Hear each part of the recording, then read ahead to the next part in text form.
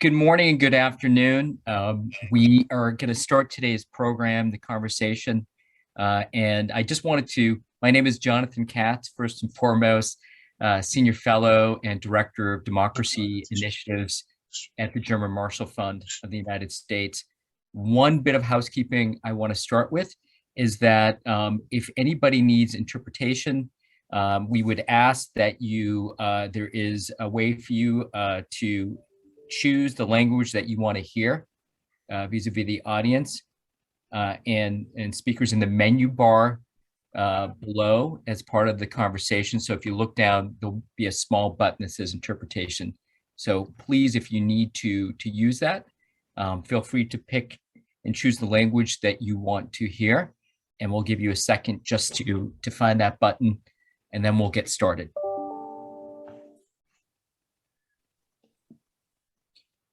Thank you, Dennis. Well, this is one, just again, a thank you and a welcome, not only to those that are joining us in the audience that are listening in, but we have really a great group of speakers. Today's session is an on-the-record conversation, and we will be sharing the video of this as well, and also a roundup. As I mentioned, my name is Jonathan Katz. I'm with the German Marshall Fund.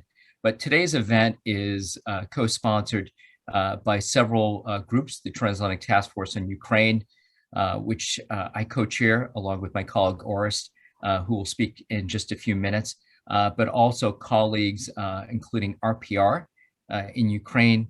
A big thank you to the Black Sea Trust, to the German Marshall Fund as well, and those that have contributed to this ongoing series that had started in 2018. As I mentioned to you, today is it's a really important conversation. Next week at this time, the United States will be hosting next week, starting on the 9th, 10th, we'll be hosting a summit for democracy, really the first of its kind, and bringing together 110 countries and partners to focus on renewing democracy and addressing some of the deep challenges facing democracies globally. And we think about the three main pillars of this conversation that will take place next week, and also in the year of action following that, and a second summit of for democracy in 2022. The three main pillars that will be focused on at the summit one is a focus on human rights, second, efforts to combat corruption, and third, taking on the challenge of authoritarians. And so when we think about those issues, it's hard not to think about the challenges facing Ukraine, and that's where our conversation leads from today, and how Ukrainians have sought over the last several years to build their democracy, but also address deep challenges. If I could just ask all the speakers to put themselves on mute, if that's possible, Alex. Yeah, thank you. And so the conversation that will take place next week is very much about the struggles that Ukraine has been dealing with as a country and people. And I think the conversation that we'll have today will go directly into this really, I think, an opportunity for Ukraine to not only highlight the steps that are being taken by the government, but the work that's been done by civil society, independent media, human rights activists. And I can't think of a country that has, really has experienced all of these challenges in such a profound way. When we talk about human rights challenges that we see in Crimea, in Donbass, when we're talking about the fight against corruption and oligarchs that have held back Ukraine's progress. And then when we talk about this third leg, authoritarians, and the challenge that Ukraine is facing again and again and again, unrelenting from its neighbor and the Kremlin, including the most recent military buildup that continues. And unless we also know that there's two authoritarians on Ukraine's border, actually, well, maybe we could say three as well if you add Viktor Orban and Mr. Lukashenko. So I think Ukraine faces more challenges than most countries do, but there's also, I really think, embodies why this Summit for Democracy is happening, which is that there is a struggle between those countries and those societies that want to see democracy succeed and those that do not. And unfortunately for Ukraine, it has a power across its border in Moscow that does not want to see it succeed in advancing its democracy. And so today's conversation and the next week's summit too is not only about progress and making progress. And I think the government of Ukraine and President Zelensky will lay out, what the Ukrainian government is doing, what they will do in the future, how they can contribute to the international efforts to address these challenges. But I think it's also an event about solidarity with Ukraine at this moment as well. And I think this particular struggle is so important. And we saw over the last couple of days, the Russian ambassador and the Chinese ambassador joining together in an op-ed against the Summit for Democracy. And I think in a very arrogant way that we've seen, especially from the Kremlin, trying to predetermine how individuals, citizens, countries determine their own future. And this includes a future that is a democratic future, one with human rights. So this is a struggle that is not only one that is Ukraine's struggle, it's an American struggle, it's a European struggle, it's a global struggle to address these challenges. So with that said, we have some great speakers. We only have a short time to hear from them. I think you really want to hear from them, not from me, but I just wanted to lay just this framework about what's going to be taking place at the Summit for Democracy over the next year. And then this is an extraordinary opportunity for Ukraine and Ukrainians to shine, because so much work has been done in these areas. Not perfect, but no democracy is perfect. We're trying to obtain the perfect, and that's a forever goal. So with that said, I want to bring in my colleague, Oris, but I also wanted to, again, thank our colleagues, Olena Prokopenko, who is going to be moderating in Kiev, who is a GMF fellow. Olena, thank you so much. Dennis with RPR.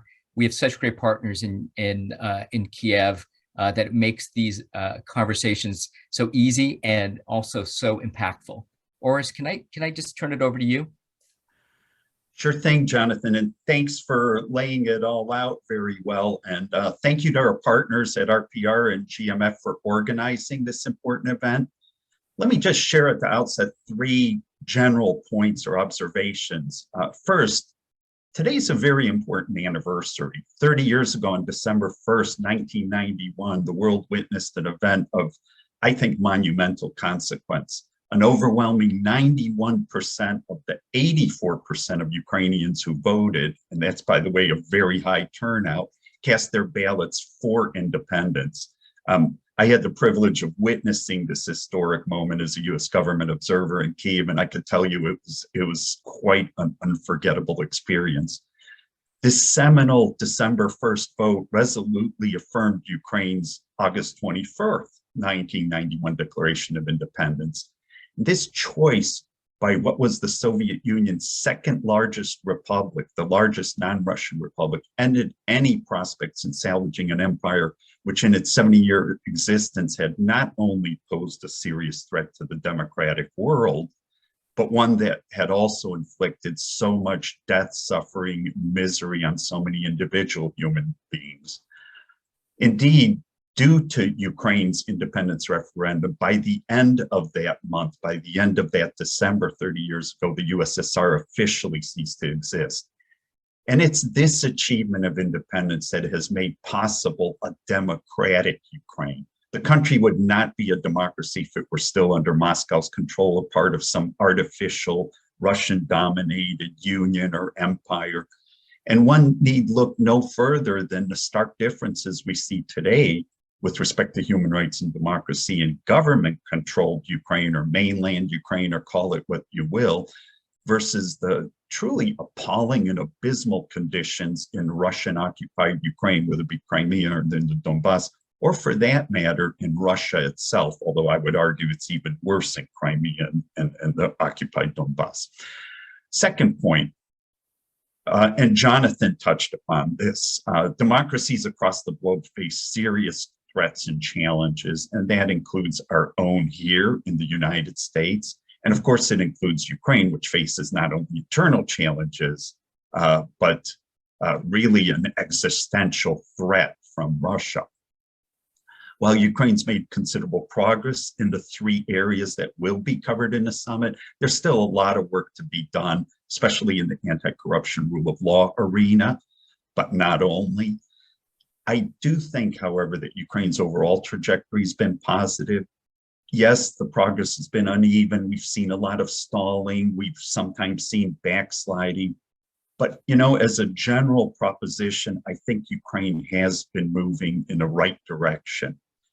And Russia's ongoing war against Ukraine hasn't made that any easier. One other observation, contrast Ukraine's overall positive trajectory with that of many of its neighbors. Of course, there's the usual suspects, Russia and Belarus, and they've gone from being bad to becoming even worse.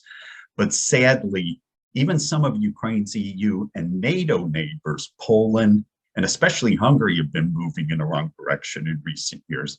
Hungary's not even invited to the summit, and that's certainly not the case with Ukraine. So trajectory or direction, I think, matters. And finally, and Jonathan also touched upon this, but you know, the participation of civil society in the summit and whatever follow-on processes will occur will be key to any success, given an essential role of civil society, of NGOs, of independent media in the defense of freedom and human rights and promotion of democracy and the rule of law. And the summit will be about more than just governments and diplomats talking to each other. Not that that's not unimportant, that's important too. But NGOs the world over, civil society, including our valuable partners at RPR, they monitor, they educate, they advocate, they press for adherence to human rights and democratic standards. Democracy and freedom, quite simply put, can't exist without them. So I think it's important to underscore this, and I very much look forward to hearing from our distinguished speakers in Kyiv, who all play a role in Ukraine's vibrant civil society. And with that, let me turn it over to Olena Prokopenko in Kyiv. Olena? Thank you very much, Oris. Thank you, Jonathan. Dear colleagues, thank you for taking the time to join us today, and welcome to this briefing on Ukraine's expectations and opportunities presented by one of the arguably key events of 2021 for the future of global democracy. President Biden's invitation for Ukraine to participate in the summit is, of course, an important recognition of Ukraine's role as a country on the front lines of democracy. That said, Ukraine is preparing for this event in an extremely difficult political environment, with Russian government waging various types of warfare against Ukraine. Russian troops continue building up near Ukraine's borders, making a full-fledged invasion yet again possible, and forcing Ukraine and the West to negotiate further agency for the occupied territories of Ukraine. Furthermore, Russia continues phosphoritization campaign in Donbass. Besides, Ukraine is in the middle of the energy war. Russia has banned its coal supply to Ukraine, blocked Ukraine's supplies from Kazakhstan, and continues reducing gas transit through Ukraine, which has already exacerbated Ukraine's energy fragility and caused a large-scale energy crisis in the country. Moreover, Russia remains active on the disinformation front, despite the gradual limitation of influence of pro-Russian media in Ukraine. It continues lobbying the anti-NATO agenda and reinforcing the narrative of Minsk agreements being disregarded by the Ukrainian side. Finally, in the heat of the COVID-19 pandemic, Russia-backed organizations have been detected behind the anti-vaccination movement in Ukraine, which has unfortunately been quite successful, and Ukraine is now #2 in the world in terms of daily COVID mortality.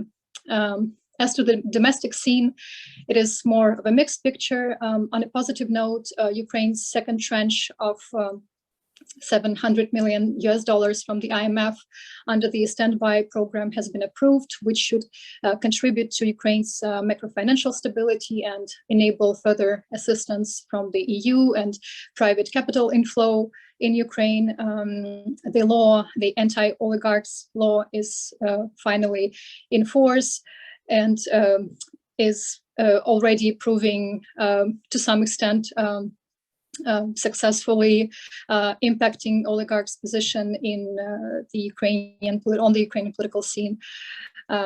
Besides, in the recent months, we have seen progress on the path to cleansing Ukraine's judiciary and ensuring independence of anti-corruption institutions. Although rebooting one of them, the Special Anti-Corruption Prosecutor's Office, remains an uphill battle and calls for increased international support and attention. This week, we have also seen a quite controversial appointment of 2 constitutional court judges by President Zelensky, which violates the procedure and puts Ukraine at risk of yet another constitutional crisis. So I would very much encourage our international partners to monitor the situation and to put pressure on the Ukrainian counterparts for the constitutional reform to take place and for avoiding the next constitutional crisis that we have experienced just recently. Against this highly challenging background, President Biden's Summit for Democracy is, of course, an opportunity for the Ukrainian leadership to ask for stronger transatlantic support in the face of the Russian aggression, and to present its reform achievements that reiterate Ukraine's commitment to democracy and that can be of use to other transitional democracies in the region and beyond. On this note, by the way, for those of you who are interested in Ukraine's anti-corruption know-hows, Anti-Corruption Action Center has just presented a new paper entitled Ukraine's Anti-Corruption Theory of Change, summarizing successful and less successful anti-corruption strategies Ukraine has utilized since the Maidan Revolution and how its experience can be of help to the leaders in other countries and in Ukraine, of course, accelerating their reform efforts. If you haven't already, I would very much encourage you to check it out on Antac's website. Meanwhile, I'm honored to introduce to you our distinguished speakers who will help us assess Ukraine's reform progress and identify its top priorities and potential contributions to the upcoming Summit for Democracy. Today, we're joined by Dr. Olexiy Haran, Head of Research at Ilko Kucheriv Democratic Initiatives Foundation. Our next speaker is Oleksandra Dvoretska, a board member of the RPR Coalition and board member and advocacy coordinator at East-SOS civil society organization. We also have with us Maksym Panchenko, who is deputy head of Analytical department at Internews Ukraine. And I would like to address my first question to Olexiy Haran. Dr. Haran, I'd like to start with more of a general question on the state of Ukraine's democracy. In the latest democracy index, Ukraine is referred to as a hybrid regime placed between authoritarian regimes and flawed democracies. However, it's hard to deny that in the past 7 years, Ukraine has made significant progress on the democratic path, perhaps more of a progress than majority of the post-Soviet countries, and definitely more progress than it has had achieved in the previous 23 years of its independence. So is this international ranking consistent with your own assessment of the state of Ukraine's institutional development, and how significant is the progress we have achieved in protecting our state from the threats of authoritarianism? Dr. Haran, the floor is yours.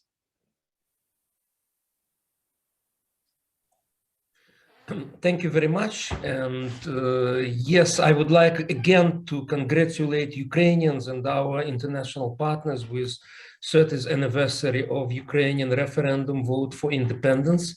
So it happened on December 1st. Next day, Ukrainian independence was recognized by Poland and Canada, and United States, United Kingdom, Germany recognized Ukrainian independence only after December 25th, when Gorbachev resigned from position of the president of the Soviet Union. So this is just, interesting, because at that time, great powers, they waited waited for symbolic Gorbachev resignation. So they tried to maintain a symbolic balance between Moscow and Kyiv's demand for independence at that time. So the two questions which Olena posed are very broad, and if we are talking about international rankings, definitely I think that in international rankings, Ukrainian democracy deserves more, because yes, our democracy is not stable. We have problems with corruption and rule of law, but we are a democratic state. And actually it's a pity for me, it's a pity because after the Orange Revolution, in the ratings of Freedom House, Ukraine was recognized as free country. You know, and after Euromaidan 2014, it appears that in the ratings of Freedom House, Ukraine is recognized only as partly free.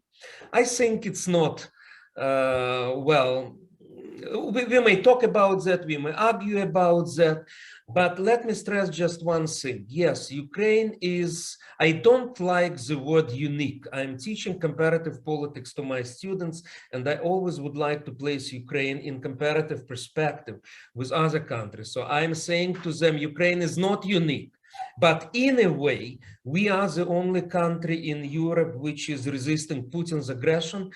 The largest army in Europe, the second largest nuclear power, and we are to do reforms in these difficult times, in times of war. Moreover, we are to do these reforms, and sometimes very unpopular reforms, in times of freedoms. You know, we have freedom of speech, we have a pluralism, so every Ukrainian government is criticized, you know, and this criticism was very, very tough towards Poroshenko, and partially it explains why he lost in the election. And now Zelensky faces very, very tough criticism. So really, it's very, very difficult to conduct reforms in times of war and in time when everybody can criticize you. And so what I would like to stress here in this situation is that reformist potential of Ukrainian government, of Zelensky government is not lost. However, we see serious problems, and these problems are connected with the populism that we have. And again, the populism is not unique in Ukraine. We see populism around Ukraine. We see it in Europe. We see it in the United States. So, and sometimes it creates also problems when institutions are not very stable. In this situation, it's very important when security threats and geopolitics, Ukrainian geopolitics. So on a positive side, the so-called Russian vector totally collapsed. So our polls and polls of other companies, they demonstrate that the number of Ukrainians who would like to join the so-called Eurasian Union with Russia is about 10% plus. So this is dramatic collapse. So now most of Ukrainians are in favor of joining the EU, and most of Ukrainians are in favor of joining NATO at this point. So this is not a secret. But also what is very interesting that at this point we have very high expectation for the West and for the Western support. But what could happen if Ukrainians are disillusioned about Western support, if they do not receive an adequate Western support? We conduct a polling in August this year, and we put a question: are you afraid of the increasing force and influence of certain countries? So first of all, Ukrainians are afraid of the rising forces and influence of what country? Guess? Come on, guys. Guys, Russia, definitely Russia. 65% of Ukrainians are afraid of that. But what country is on the second place? And this was a surprise for me. Guys, United States, 62%. So this is an interesting combination. On the one hand, we are in favor of NATO, so we would like to rely on security guarantees. And on the other hand, if we do not receive this guarantees, if we do not receive substantial support from the West, there could be a disillusionment of Ukrainians, and it could create, you know, a dangerous momentum, which may be used by Russia. And now we see again, as in spring this year, how Putin is playing. And by the way, what Putin did in spring this year, I think it was quite successful for Russia, because Putin increased stakes. He blackmailed Ukraine and the West. Then he has withdrawn his forces from Ukraine, but instead, you know, he pushed for Nord Stream 2.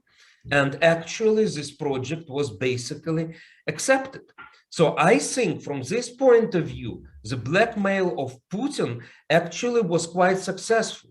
So for me, it's very important that in this present situation, United States and Europe will not play with Ukrainian interests. So we need to understand that if Putin is increasing stakes, at a certain point, he would decrease the stakes. He would demand something from the West.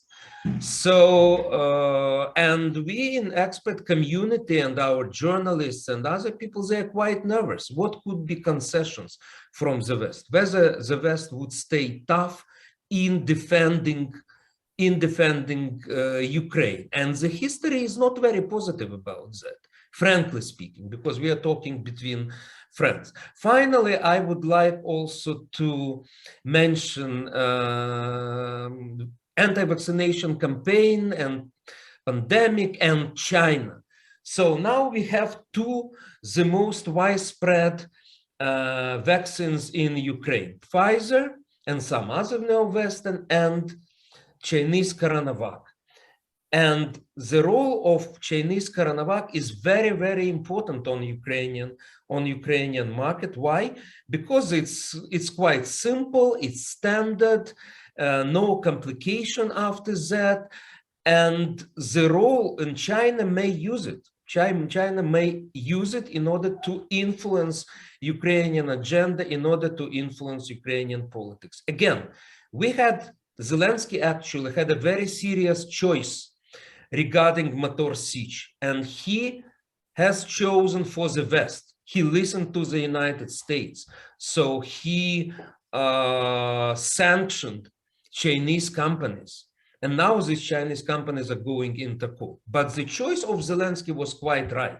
The choice was in favor of the United States and of the West. But we shouldn't forget that China is here, and China is using different methods in order to increase its influence. So basically, we see a lot of challenges, as I have said, but I'm also optimistic, as Orest is optimistic. We are moving in the right direction. And I hope that with a little help from our friends, to quote the Beatles, we shall overcome, to quote American song. Thanks a lot. Thank you very much, Dr. Haran, for this balanced and comprehensive assessment, and picking up on your point about the possible disillusionment of the Ukrainian leadership regarding international support. I'm not talking about leadership, but also the society in general. Action. The society in general. Yeah. What should be the takeaways that Ukrainian leadership and civil society and business should expect from the summit in terms of transatlantic support? What should be our realistic wish list for this event, so to speak? What can we expect as takeaways and deliverables? Look, in general, what we expect from the West? From the West, we expect support, tough, serious, and real support, not just, rhetoric. This is not enough. Putin understands the language of force. So we need a very, very clear signals from the West that if Putin attacks Ukraine, the sanctions would be suicidal for Putin. It didn't happen when Putin violated the freedom of navigation in Kerch Strait in 2018, when he attacked Ukrainian vessels in the neutral waters. And what was the Western reaction? Guys, there's no freedom of navigation in Azov Sea and Kerch Strait. So we need very, very clear signals from the West. And look, when we are talking about support for Ukraine, in many, many cases, it's argued that, okay, guys, you do reforms, we will provide support. Well, this is understandable. The approach is understandable. I am in favor of reforms and then increase support. But even without reforms, we need support because we are fighting with Russia. And we are fighting with Russia, actually, even if you have problems within the country, problems regarding democracy and rule of law, but still Ukrainian soldiers are there. And they are defending not only Ukraine and Europe as well. So sometimes when I hear that, okay, do reforms and we will support you in the war with Russia, no, I think this is not a correct approach. Thanks a lot. Yeah, I would very much agree with you. Thank you very much, Dr. Haran. Now I would like to continue with our next speaker, Oleksandra Dvoretska. Ukraine has a rather comprehensive and ambitious national human rights strategy, 2021-2023, and just a few months ago, an action plan for this strategy's implementation was approved. So, Oleksandra, can you please tell us about the progress that Ukraine has made in carrying out the measures that are key to ensuring observance and effective protection of human rights in Ukraine? Are we doing well on the implementation of that strategy? And what can we bring to the Summit for Democracy in terms of concrete deliverables on the human rights protection front?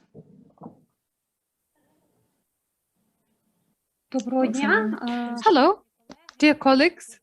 I'm going to use Ukrainian as my key language here, and you have this few seconds to switch on the English channel. So actually, Ukraine has updated its action plan to implement the national human rights strategy. And this plan has become quite a realistic one, but well, it's very difficult to measure whether we are achieving the plan. So when reporting about the implementation, state bodies may say in the future that everything is fine and there are no problems with human rights in the country. But actually, the state is not communicating such problems with the civil society, with NGOs, etc. But let us actually get concentrated on the most important challenges related to human rights in Ukraine. And I would like to start speaking about the situation with human rights within the government non-controlled territories, within the occupied territories of Ukraine, because the most brutal violations of human rights are taking place there. Let me start with my native Crimea. Up to 2014, I lived in Crimea. And due to occupation, I was forced to leave my home 8 years ago. I was forced, I reiterate. And today, 127 activists and journalists are being arrested and are behind bars just because they stayed there in the Crimea. 95 of these people are representatives of Crimean Tatars, indigenous people, and very often they are sentenced to huge time behind the bars. Just imagine, if you are an active civilian, sometimes you may get from 15 to 17 years behind the bars in the jail. So quite often this is a political punishment, and this is violation of actually any international laws, because these people are brought to the Russian Federation prisons. Also, people go missing. Sometimes they are stopped by police officers in the middle of the street, and then they disappear. So far, there are 38 people like this, and we know nothing about their destiny. So the right to religion is violated, and it pertains not just to Crimean Tatars who are being prosecuted. We speak about Jehovah Witnesses, and people are deprived of their property. Ukrainian Orthodox Church is being deprived of its buildings, and at the occupied territories, Ukrainian and international mass media cannot work. Today, it's very difficult for us to get at least some objective information from these territories. For example, in March, Radio Freedom journalist Vladislav Yusupenko was detained. Torture was used against him, and actually he is behind bars right now. And we know that 11 civilian journalists were arrested due to some fabricated cases. So anybody opposing this regimen are under pressure. Militarization of Crimea is still there. So Russian Federation military service persons are coming to the schools, and they are talking to children saying that Ukrainians are enemies. So Russian Federation has got a draft in the Crimea. They are drafting people, sending them to Donbass, and almost 30,000 people were subject to this draft. And also they are bringing to the Russian Federation pieces of art. They are also destroying some heritage items. Everything pro-Ukrainian shall either leave the Crimea or shall be destroyed. And actually, speaking about the situation in Donbass, it's even more dire. Russia actually denies its presence there, but more than 2 million citizens of Ukraine, they don't have any mechanisms to protect their rights, and they cannot appeal to these illegal armed formations. So neither international researchers, journalists, nor international organizations in general can get there.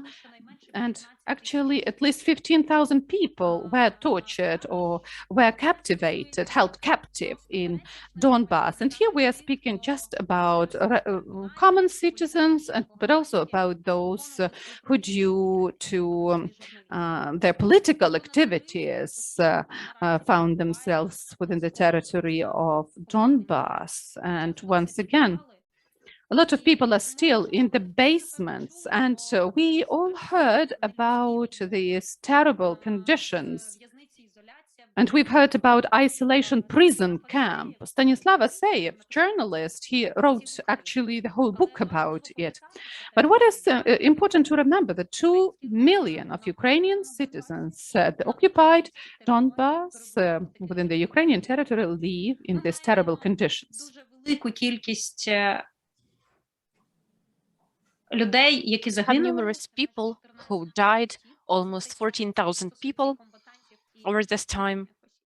This includes both military servants and civilians. We know that recently 126 bodies of killed local residents were exhumated. Of course, we're talking about people who were brutally murdered and buried in a mass grave, like in World War II times. And the de facto authorities in the occupied territories tries to claim that these crimes were done by the Ukrainian side. So in addition to the real war that is taking place, we have an additional challenge of the information war. And we have to say that people are not only restricted by that, they are also limited in their movement through its proxies or directly. Russia restricts crossing the contact line. It cites challenges connected with the pandemic and closes checkpoints. For over a year, there was a one-time departure in effect in Crimea. where a person could only leave the peninsula and come back once during the quarantine. This was a challenge faced in particular by students who wanted to continue studies in Ukraine, but they couldn't come back after they entered the university, and they couldn't continue their studies that way. This practice of breaking connections, disrupting connections between citizens, between families, is actually a major tactic in this case. And I think it's really important that our partners speak about the need for international organizations to work in these territories. We have recently heard about OSCE's work being blocked when there were protests taking place outside the monitoring mission in Donetsk and Horlivka, and representatives of the mission were illegally detained. The Minsk format regularly makes use of manipulations and political pressure on the Ukrainian leadership. And unfortunately, these human rights violations continue taking place.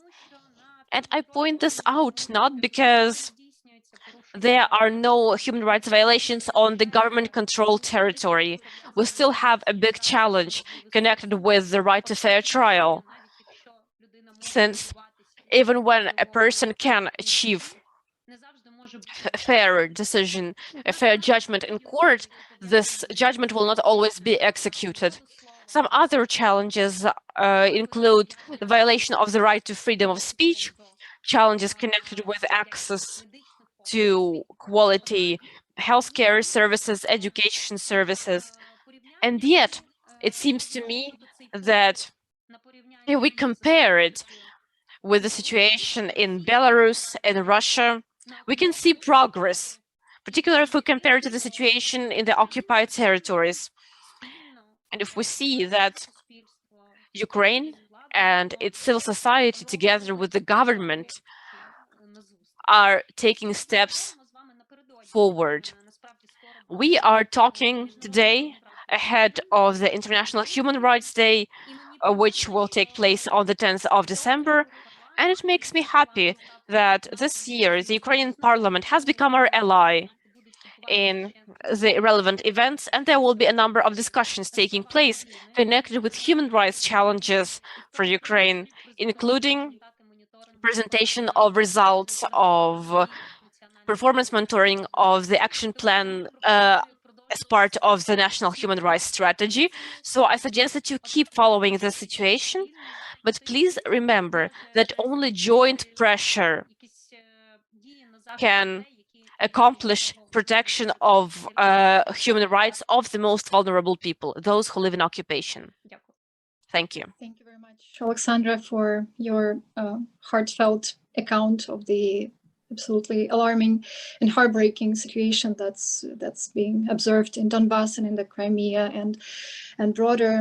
And I'd like to ask you a question regarding the government-controlled territories and the human rights observance there, specifically about the attacks on human rights and civil society activists that have been committed in the past few years, and where it has been very difficult to achieve any progress with investigation of these attacks. Can you give us any update on that? Because it looks like most of these attacks remain completely unaddressed. Are there any is there any push from any centers of power in the government for these investigations?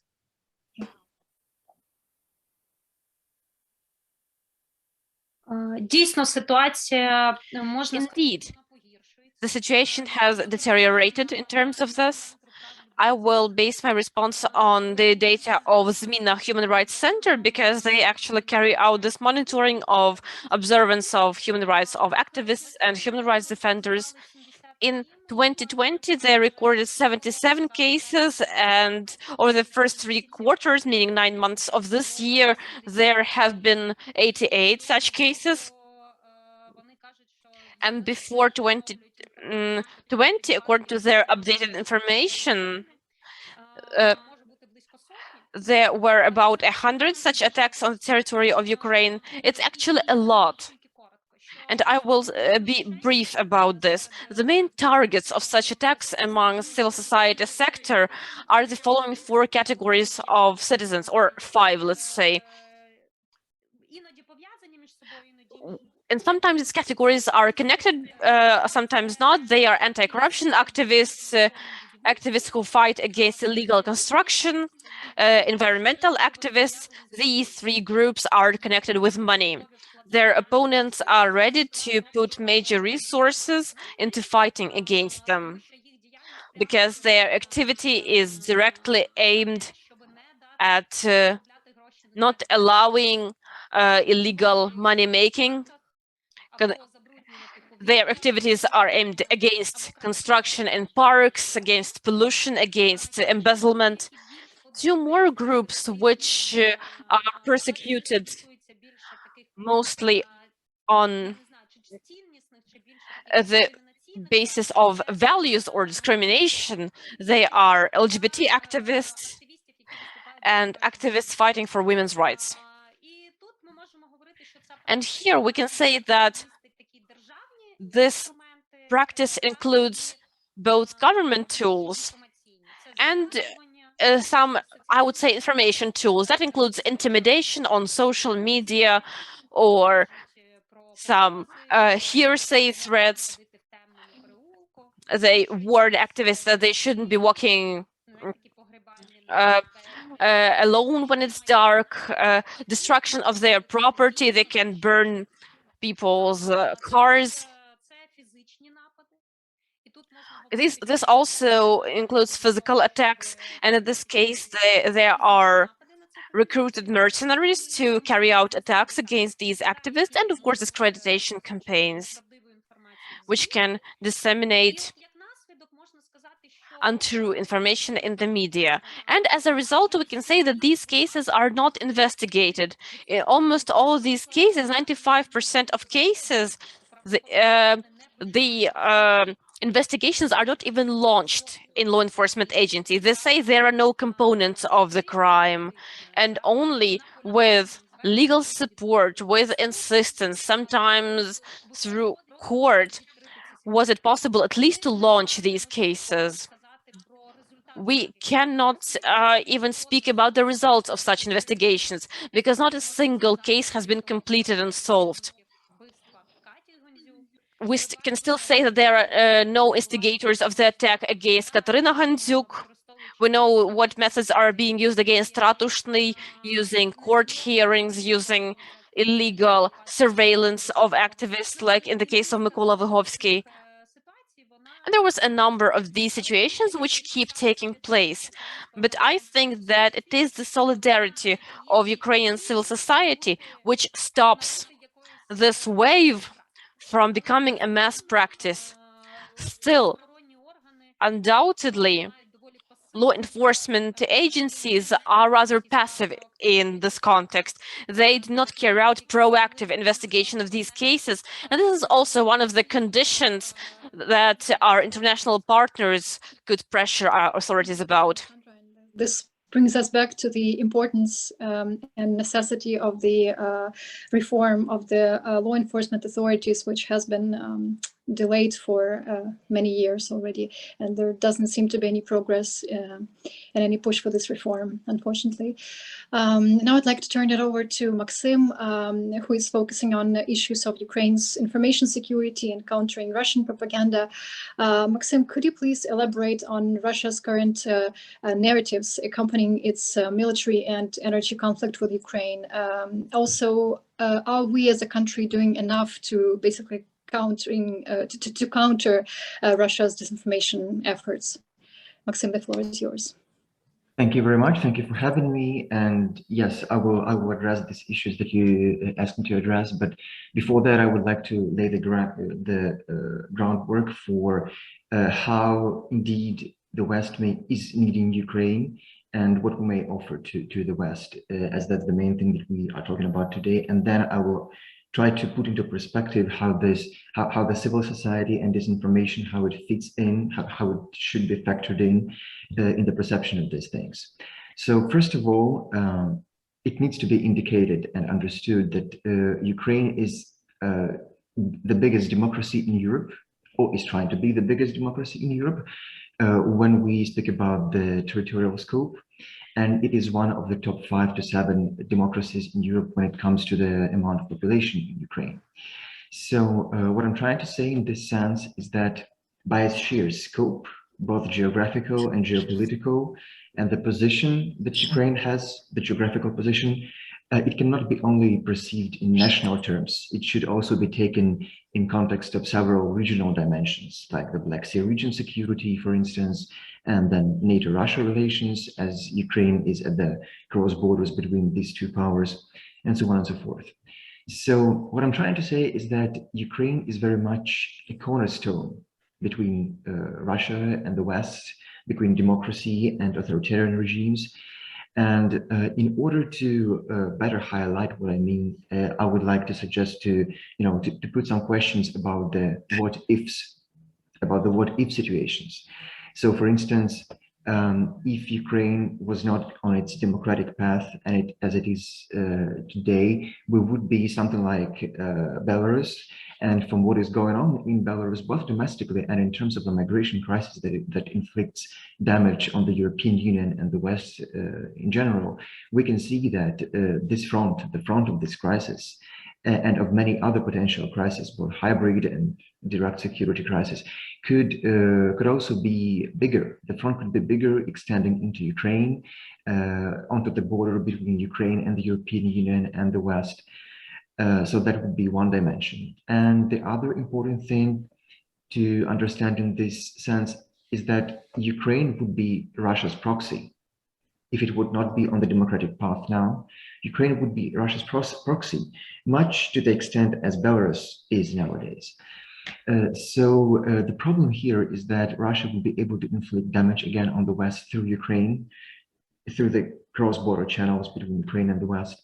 But the West would have a hard time responding to that effectively, because really the source of all these issues would be in Moscow, and responding against Ukraine would only solving problems halfway, if any at all, if to any extent at all.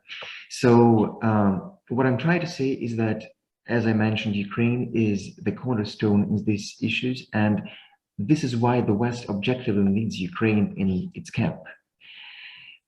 Now, Ukraine's movement towards democracy has been thorny, particularly because of the post-colonial past, because of the post-Soviet society that had to reinvent many things, especially when it came to mentality, in order to understand the need to go to pursue the democratic path, and also when it comes to the ways to effectively do that. And yet Ukraine is one of the very few post-Soviet countries that is pursuing this democratic path, which indicates that not only the West would want Ukraine in its camp, but Ukraine is willing to the utmost extent to be in the Western camp. And at this point, I will switch to what you asked me to elaborate most on. And that would be the role of the civil society, of the free media, and the role of the disinformation that unfortunately plays a big role in the processes here in Ukraine. So the boost for democratization in Ukraine, the unprecedented boost, I would say, it really indeed happened in 2014 and has been happening ever since. But it also is important not to take this process, this development of the civil society for granted, because first of all, we have also witnessed rollbacks in Ukraine's history. We all remember the Orange Revolution, and yet in 5 years we managed to quite switch our political preferences nationally when we elected President Yanukovych, and that was a major rollback that resulted in the revolution of dignity. And the second factor here is that Russia is learning, unfortunately. Russia is adjusting, and it is evolving in its strategies. And that's where the disinformation comes in. The major narratives that Russia is trying to disseminate about Ukraine, they have not really changed in so many times. The umbrella narrative is that Ukraine is a failed state, Ukraine cannot exist as an independent entity, and essentially as the sub-narrative, if Ukraine is not supported by Russia, as it is presented by Russia, supported, not puppeted from Russia, it is being, in the eyes of Russia, it is being governed from abroad, from Washington and from Brussels. So that's what Russia is trying to tell the world. So that would be one narrative. Another narrative is this Nazi narrative. And this is especially what Russia is trying to promote via its channels in the West, because dissemination of these narratives would help not only the civil society of the West, but also the governments of the West not to support Ukraine.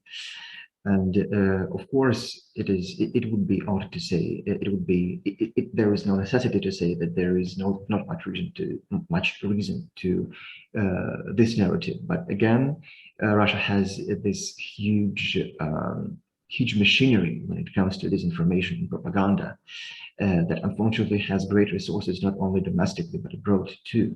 And this is something that Ukraine needs to take into account, and the Western governments need to take into account.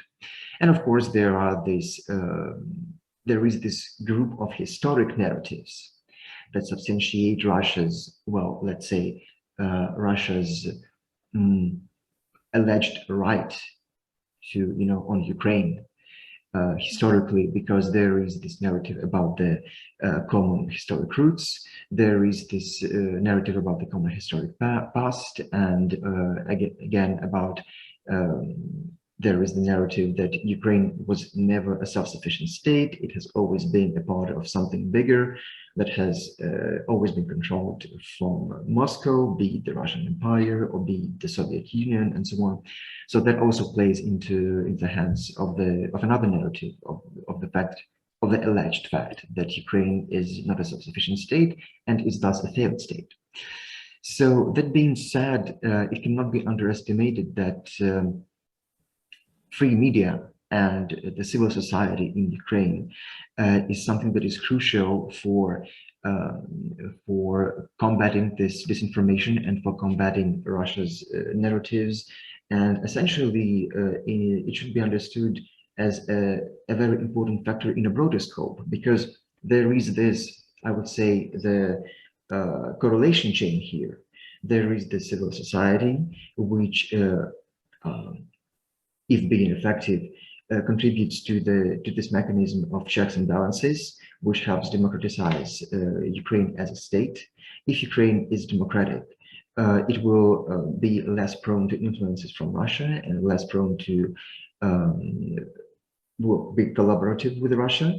And if Ukraine is not collaborative with Russia, the West will benefit from having Ukraine in its own camp, and thus from having first of all, resources and experience that Ukraine can contribute from its experience of warfare with Russia, inclusive of the hybrid warfare, because we are at the forefront of the hybrid warfare, of this disinformation attacks and these narratives. So we can really tell the world very much about what needs to be done in this respect when fighting Russia. So that would be pretty much my conclusion here. What we need to bring to the summit next week is the understanding of not only what Ukraine can contribute proactively itself to the West and to the development of the democratic world, but also the understanding of why Ukraine in itself, as an entity, as a geopolitical entity, is very much of a deal breaker, of a cornerstone for not only national, but also regional, and thus further into international processes.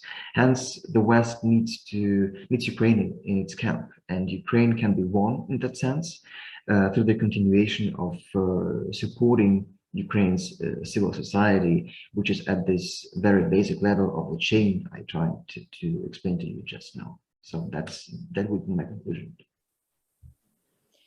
Thank you so much, Maksym. And before I get back to you, I would like to remind our audience that you can ask questions for our speakers in the chat box, and we'll try to include them in the conversation just in a couple of minutes.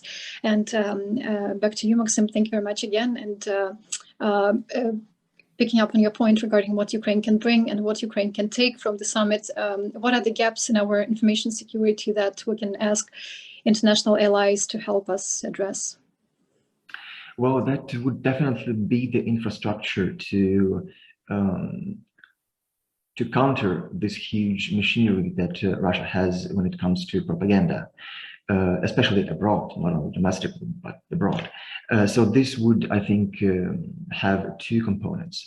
First of all, we would need to cooperate with the Western governments for the sake of their own bigger efforts to, first of all, discern this propagandistic machine of Russia acting there abroad. We need to convince our partners that you need to be aware. You need to learn to see these things. You need to understand where these things are manipulative, and to debunk these things.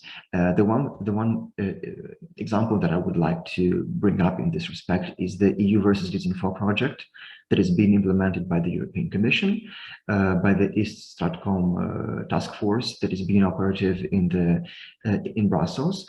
This is one of the most specific examples of what should be done.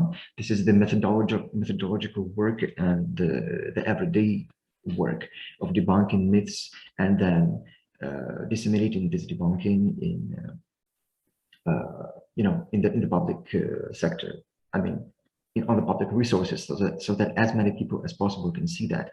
And a very interesting point here is that in countering propaganda, a major challenge is to switch from being reactive to being proactive. That's still a challenge of how exactly that can be done, of what should be involved here. But right now, this scheme looks like this. So there is propaganda, there are narratives that Russia is trying to disseminate, and then there are fact checkers, there are people that are trying to keep pace of what is being disseminated and then debunk it. What we need, I think, to do, both we and our Western partners, is to build an infrastructure that would help discern the possible threats, the possible narratives, and block them before they're actually being disseminated. That would be possible through the identification of possible channels through which propaganda could be disseminated, like, for instance, the Russian machinery in the West. I have mentioned the extensive network of channels, the Russia Today, and all the usual suspects. So that would be something very important. And I don't think Ukraine would have a very hard time in convincing the West of the need to do that, because, for instance, if you take the the US has been consistently the victim of Russia's meddling attempts when it comes to disinformation about the elections, both 2016 and 2020. So the Western world pretty much understands all the danger that comes from this sphere. So I think Ukraine and the West could find a common ground here and be effective in cooperation. But I think that the real problem here is that we need to bring it to the forefront of the agenda to understand that this is something of the, there are direct security issues, the military support we need from the West, and the very next thing I would say is this fighting disinformation. Thank you very much, Maksym. And now we can open the floor to the audience, and we already have several questions submitted, and I'm happy to turn it over to Jonathan in Washington for the Q&A. Jonathan? Yeah, thank you. Thank you, Olena, and thank you to our speakers. Really comprehensive, Oleksiy, and Maksym and Oleksandra. That was really really important to hear. I have a lot of comments and thoughts, sort of thinking through this as well.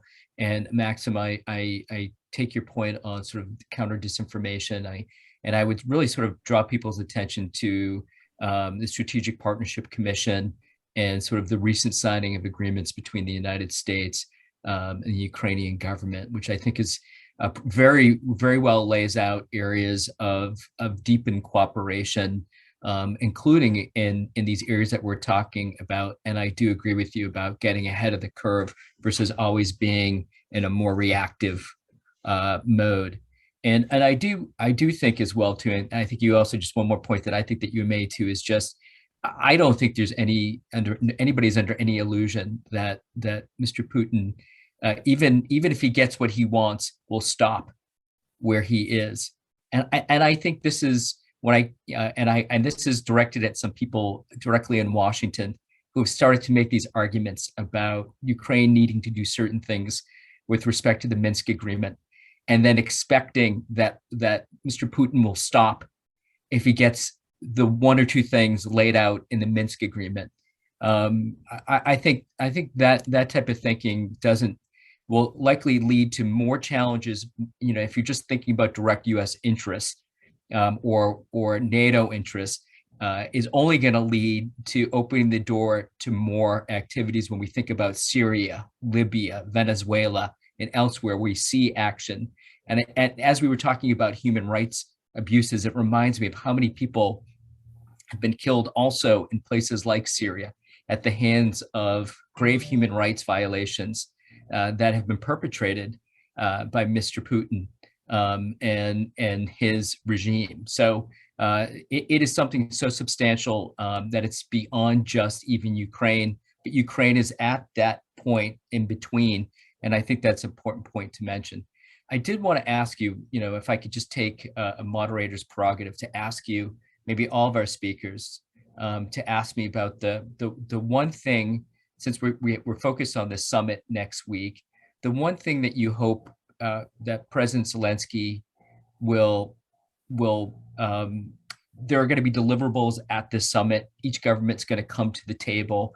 What's the one deliverable in the summit? And he'll be able to give an opening statement, sort of listing things he wants. What's the one thing that you hope will be in Mr. Zelensky's deliverable statement next week? And then the one area where you think Mr. Zelensky ought to be offering the international community Ukraine's experience and expertise. Maksym, I think I know a little bit where you might go with this, but I thought I might go down the line because all the areas that you discuss are going to be coming up in this conversation. And I also just in talking about human rights as well, I can't think of anything more important than prosecuting and going after those that are attacking civil society and independent media. And I just want to say, Ukrainian government, this has been a longstanding challenge and problem, and it's disappointing to hear that there hasn't been the steps needed to address this challenge. But if we could just go around, maybe Oleksiy, could start with you. What would be your expectation of the sort of the number one priority? Well, I was the first in the previous round. I think, should I be the first again? Well, we can, I'm happy to reverse order if you want to. That's fine. Maksym. So maybe we'll go to Maksym first. Oleksiy, we'll give you the last word. Thank you. So when I think about how the support of Ukraine is distributed, so to say, internationally, there has been this usual division between the European Union and the United States, when the European Union usually has supported Ukraine in the implementation of reforms, and the United States has been more proactive, well, while stressing very much the reforming process and demanding from Ukraine for its own sake. The United States have also come further in providing the military support and the security support. So I think what Mr. Zelensky needs to stress is this: he needs to connect the dots and to show the world how the military support and how the security support that can be provided to Ukraine, how it spills over into the results, not only for Ukraine, but also first of all, for the democratic dimension. It's not only about the keeping a state independent from Russia. It's essentially about preserving democracy, and also how it will impact back the West, how it will contribute to, how it will echo this support in the West in terms of Ukraine being more resilient and thus being a better forepost for the entire democratic world. So that's something I would expect there, because you see that Mr. Zelensky has used several opportunities during the last several days, maybe 2 weeks, when he stated on several occasions that the West is usually and consistently stating its support for Ukraine. But when the time comes of an attack, Mr. Zelensky said he was not sure what that support would translate into specifically, whether those words would translate in military support or something. So that is something I would expect from the outcomes of this summit, of connecting those dots. Maksym, I did want to just point out, I think the U.S. is equally as interested in the sort of democracy related reforms, and that was also in the Strategic Partnership Commission, was laying out maybe even a deeper collaboration to address these issues, but not necessarily as somebody saying do this, but as a partner with Ukraine. And I agree the EU's role is really indispensable on both ends, because I think that Europe is obviously needed as it relates to security as well as to economic and other challenges. Oleksandra, can I just bring you into this as well? And I don't know if we need to add any translation to this on your end, but maybe just speak to what you would see as your priority for President Zelensky next week when he's speaking globally to Ukraine's democracy and human rights priorities. What should he be saying? And then what do you think Ukraine can contribute?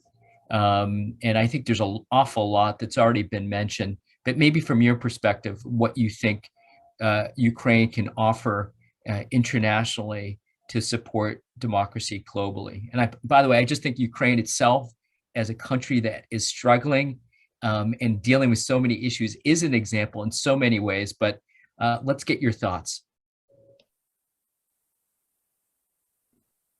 Well, I believe that we, in the first place, have to speak about international safety and security in the first place. So we have to speak about Black Sea region security as well as actually security in general, because we see militarization and we see a lot of these gray zones within the European territory. This is a challenge for the security of the European region in general. Especially, we know that Russia is a nuclear country, and a location of these weapons in Crimea is a great threat. That's number one.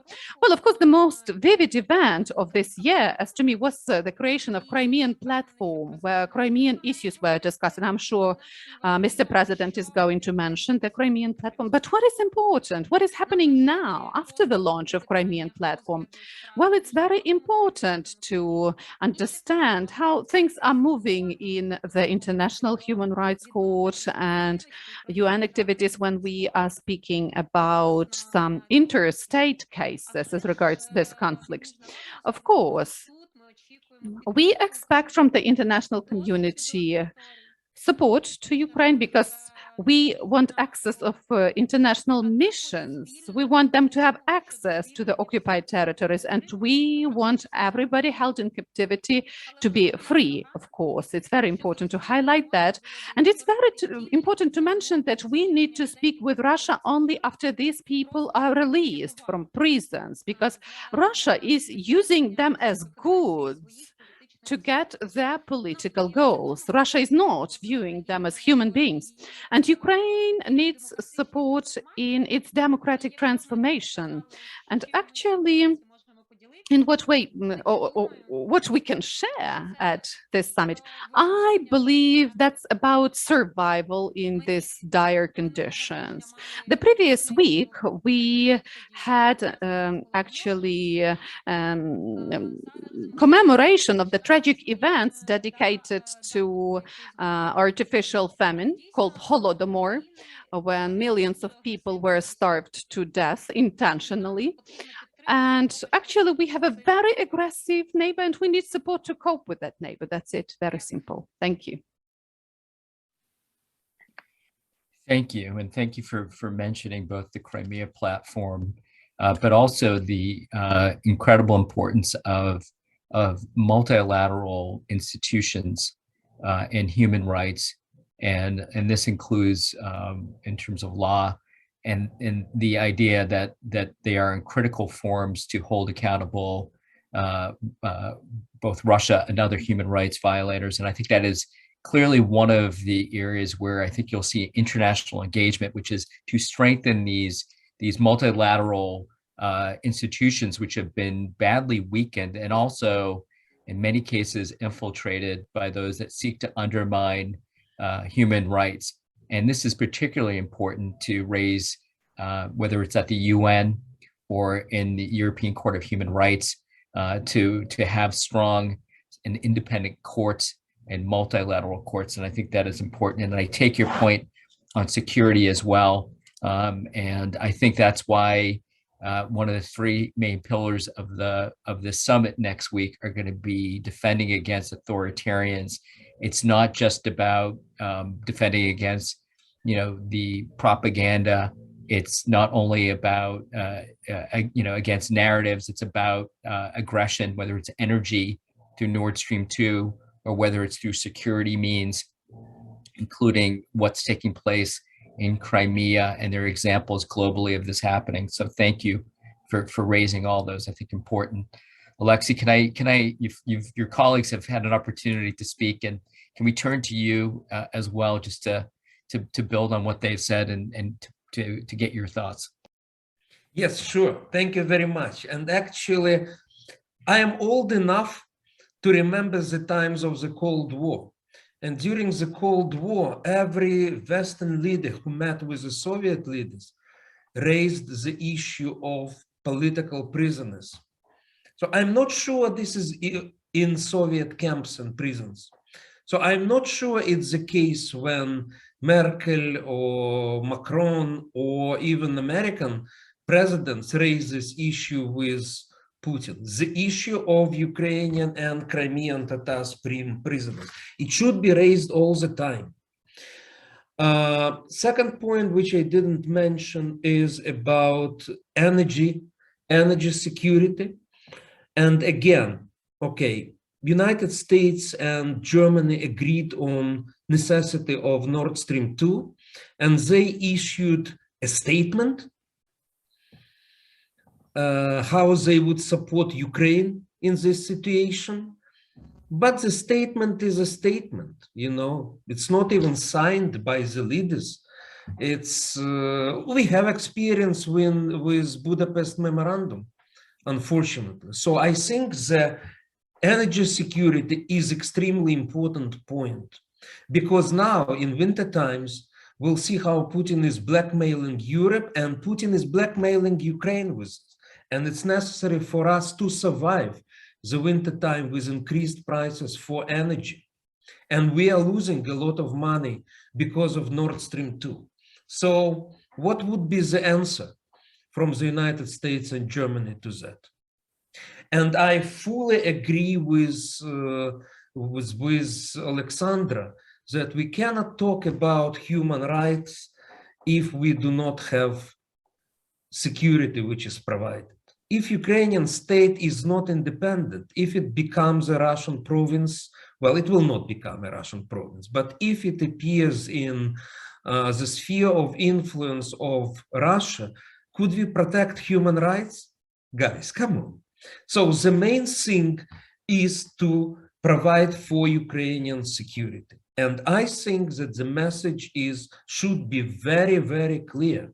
If Putin attacks Ukraine, whether it's a large military operation or it's so-called local military operation in Kharkiv or Mariupol, the message should be there would be a response from the West, which would lead to dramatic consequences for Putin. Again, we are realists. We understand that it will not be a military response, but there could be an economic response, and Putin should be aware of that. So again, the message should be very, very clear from the West. So again, unfortunately, let me remind it again and again that we had experience with Western promises, okay? So we need the hard will from the West to show it to Putin. Thanks a lot. Thank you. And thank you for highlighting again political prisoners.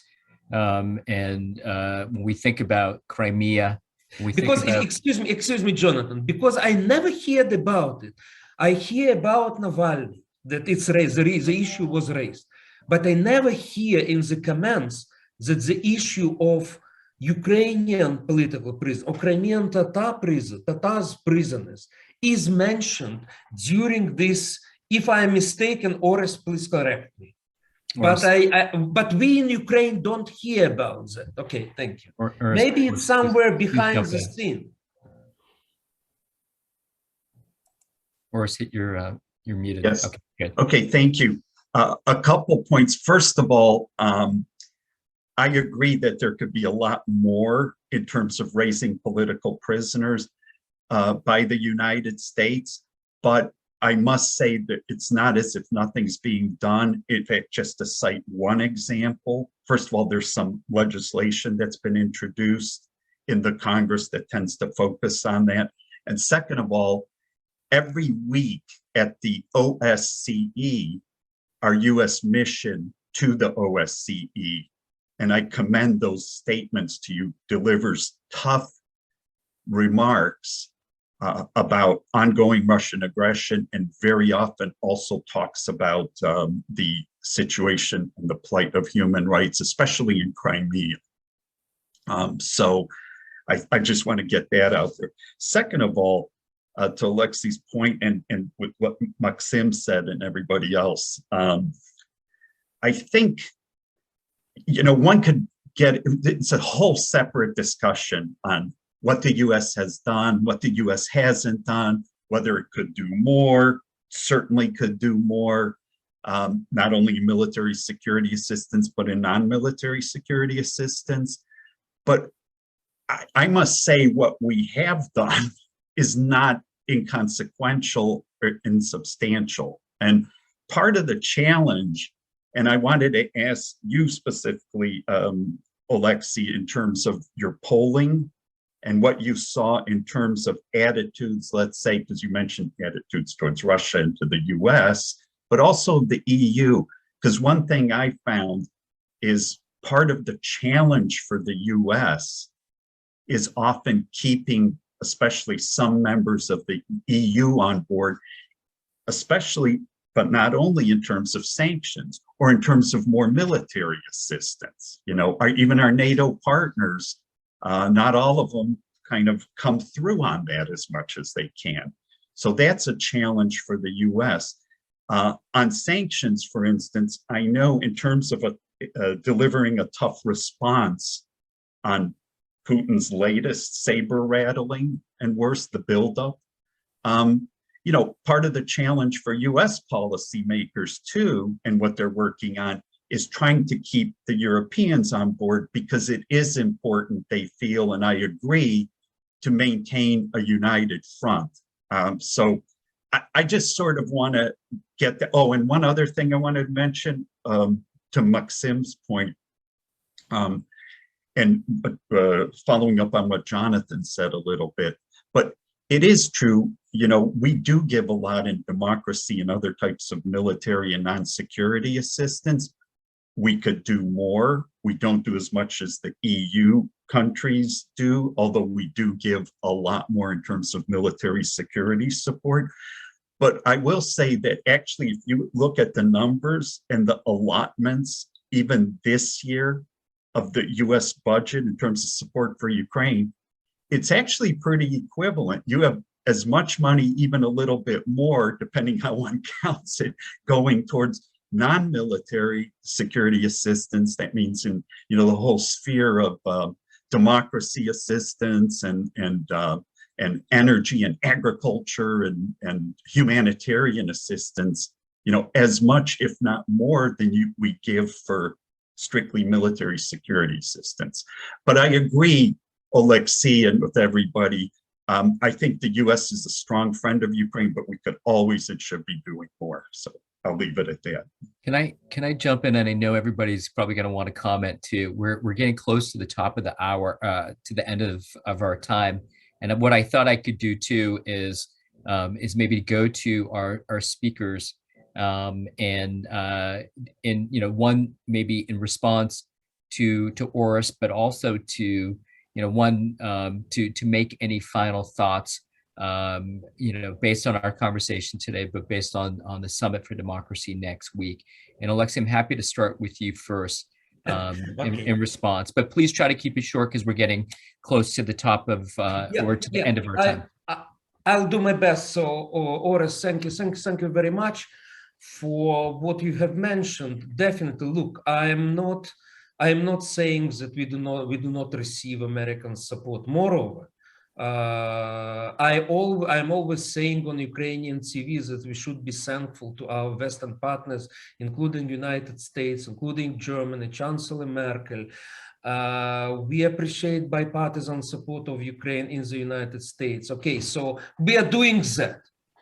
But it's important that not only experts understand it, but also we can send a message to Ukrainian public. And sometimes it's difficult to send the message to Ukrainian public because the question is very simple. What about Budapest Memorandum?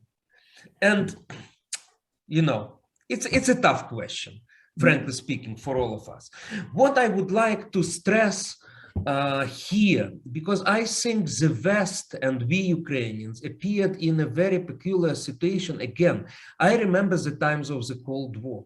At that time, the West was mobilized. And most politicians and the public in the United States, in Europe, in Japan, they understood that the Soviet Union is a threat, and if the Soviet Union is attacking some of the states, we will fight, and America will fight. America will fight for Europe, America will fight for South Korea, America will fight for Japan. And it was easier for the Western politicians and to mobilize public opinion for their support, with all the problems that existed at that time as well. And now, after the Soviet Union collapsed, it appears that the West is demobilized. We do not have a threat. We do not want to come to the Cold War. So it's really difficult to mobilize the public idea, the public opinion around the idea of defending a certain country which is outside NATO. So I think this is a problem. This is a problem for us, for Ukraine. This is a problem for the West and for the Western politicians. So I understand the problems for the Western politicians because they depend on democratic elections, and people do not want confrontation with Russia. So we understand this problem, but please understand that we are in a very, very difficult situation right now. And we are ready to fight, and we are fighting. So we need understanding from the West. Thanks a lot. Oleksiy, thank you. Oleksandra, can I turn to you for your final thoughts?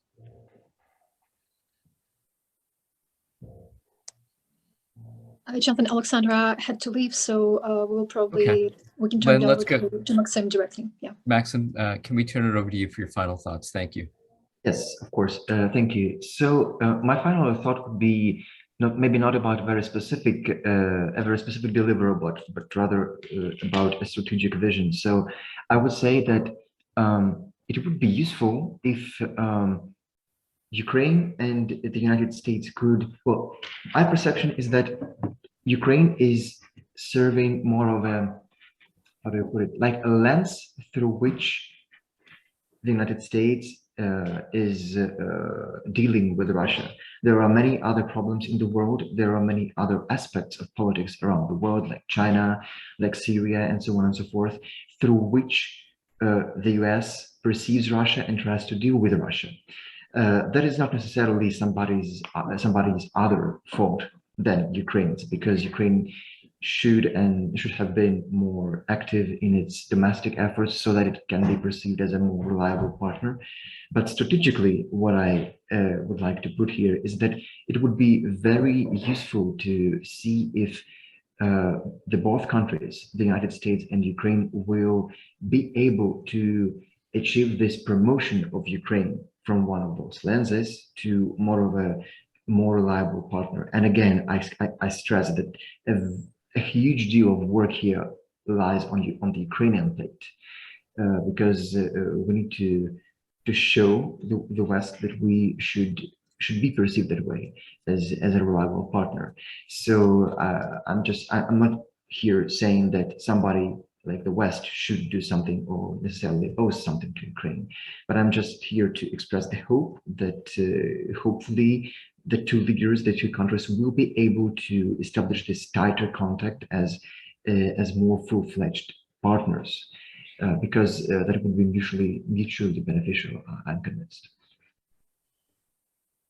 Maksym, those are really important final points, and I think that I've tried to mention this strategic partnership effort over the last several months, and I someone who's been sort of looking, and Oris probably has the greatest depth of anybody I know in Washington on U.S.-Ukraine relations over the last several decades.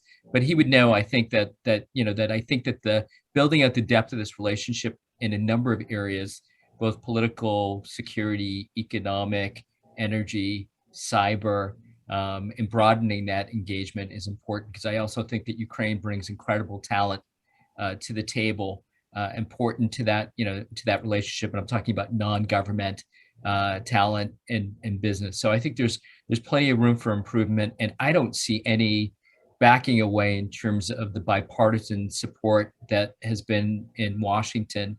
In fact, I think despite every year somebody mentioning the word Ukraine fatigue, to me, that's really not been the case. But I understand what Oleksiy is also saying too, about how history and about previous agreements and how people, it's hard to believe or understand what that support is, because there's clearly some lines that are unknown. And of course, what took place in 2014, both in Crimea and Donbass, and the illegal occupation, and over tens of thousands of people have been killed, and now we see all these political prisoners. You can understand, and I think from our perspective in Washington, understand why this is such a sensitive and difficult time. And I expect that next week at that summit, with Ukraine at that table, along with American partners, European partners, and other democracies, this is going to be very much in focus for world leaders. And we have a full year of action, which I hope you and your colleagues take advantage of to advance democracy goals, but relationship goals. And then in the summit in 2022 to measure some of these benchmarks of what's been done. And Oleksiy, to see what your polling says, continues to say about where Ukrainians want to go in terms of their relationship with the United States, with the West. So I just wanted to end there, and just, sorry about that, and just maybe turn it over for 1 second, if I could. Oris, I don't know if you wanted to add anything before we know. Olena in Kiev, anything that you might want to end with? And this has been a great conversation. Thank you very much, Jonathan. I believe this was indeed a very enlightening discussion for all of us on both sides of the Atlantic on what Ukraine has achieved in the past year and the previous ones, and identifying the needs for international assistance that could be stated at the upcoming summit. Ukraine's ability to counter Russian aggression, of course, still very much depends on the strength of its international partnerships. But as Maksym said, and as all of us believe, it should be Ukraine to take the lead in accelerating the pace of its reforms and taking the lead in defending itself and progressing towards EU and NATO integration. So many thanks again to our outstanding experts, and thanks so much to our audience for joining us today. We encourage you to stay in touch with us between the Transatlantic Taskforce briefings and to follow our speakers on their respective platforms. Have an enjoyable rest of the week, and if we don't get to see you before the holidays, Merry Christmas to all of you and a very Happy New Year. So many things to do before Christmas, you know. That's true. Thank you, organizers. Thank you very much. Thank you, everyone. Thank you to our speakers. care, bye. Oleksandra, thank you so much too. I know you're not speaking now, but thank you for your points on all those different challenges. And everybody have a good rest of the day. Take care. Bye. Thank you.